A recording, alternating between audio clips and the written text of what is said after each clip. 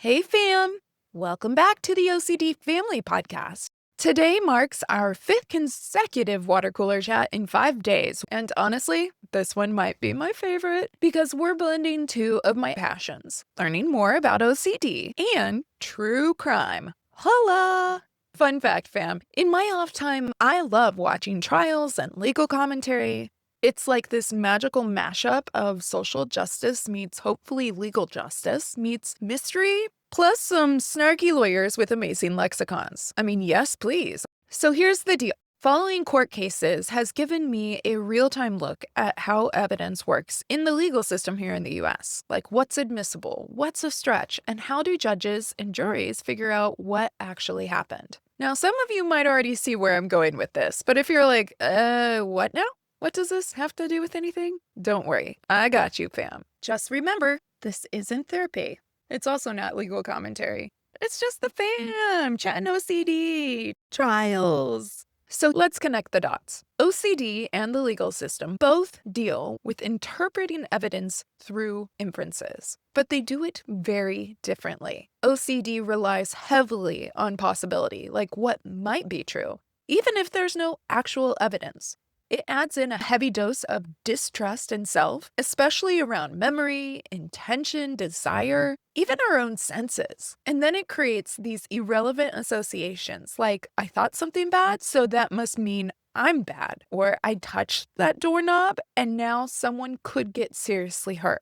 That is inferential confusion in action, treating a worst case scenario as if it's probable or even already true, just because it feels emotionally intense or morally uncomfortable. But in a courtroom, we have the standard of reasonable doubt. Sure, possibility gets a seat at the table, but it doesn't run the show. Reasonable doubt still asks, do we have direct evidence? Like something our five senses can verify? Can we use common sense or our internal sense data to corroborate these findings? Are the associations we're making relevant to the actual evidence, not just our fear of what could be? It's the difference between, oh, I could have run someone over and forgotten, which is OCD thinking, versus there's no damage to my car, there's no witnesses, there's no report, there's no body, and no memory of hitting anything.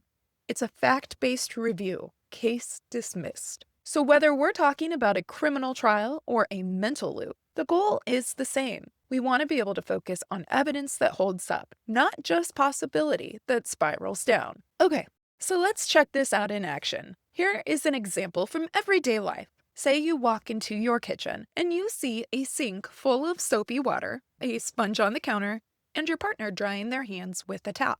A reasonable inference is that your partner just finished washing the dishes. And why? Because we can observe the evidence. We have the soapy water, the sponge, the hand drying that marks conclusion or finality. And then we are filling in, we're inferring the conclusion based on a logical reasoning process. In a court case, if you have a witness that saw a defendant leave the scene of a burglary carrying a bag, surveillance footage confirming the timeline, and stolen items that were later found in that same bag in the defendant's possession, a reasonable inference is the defendant committed the burglary. Why? Because the inference is based on direct evidence, eyewitness testimony, video, physical proof, forming a relevant and logical conclusion. Now let's take that example where we walked into the kitchen and compare how OCD might twist it all around. Remember, we see a sink full of soapy water, a sponge on the counter, and your partner drying their hands. Well, imagine I have a image in my mind of what if I were to push my partner's head under the water and hold it there. Ooh, a shiver goes down your spine. You would never want to hurt your partner, but you reason that because you could imagine it, because you could see it in your head, that maybe you secretly want or desire to hurt them. Now, in the original example, we talked about how this was a reasoning process. And here, when it comes to OCD, we are still engaged in a reasoning process. Only this time, there is an over-reliance on the possibility that maybe we want to possibly harm, a distrust in ourselves that even though we believe we don't want to hurt our partner, maybe we could, and an irrelevant association that because I had an image or I had a thought, that must mean I'm capable or maybe secretly want or wish harm upon my partner.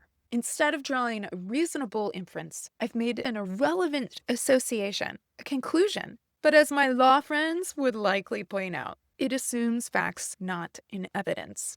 Possibility gets a seat at the table, and OCD is making the argument. But it does not pass, corroborate, or meet the standard for direct evidence. And if it's not direct evidence, then we, the fact finders, cannot consider it. So again, an inference is a logical conclusion that is drawn from evidence and observations. And when it comes to OCD, it's fueled by the imagined possibilities. So if you're curious about learning more about inferential confusion, which we have learned from inference-based CBT is the mechanism within OCD, then you can jump on over to this episode's blog, where I will have links to different ICBT resources and expanded learning. I even have a whole animated watercolor chat from season 1 on the topics, so I'll link that on the blog as well. All right, fam.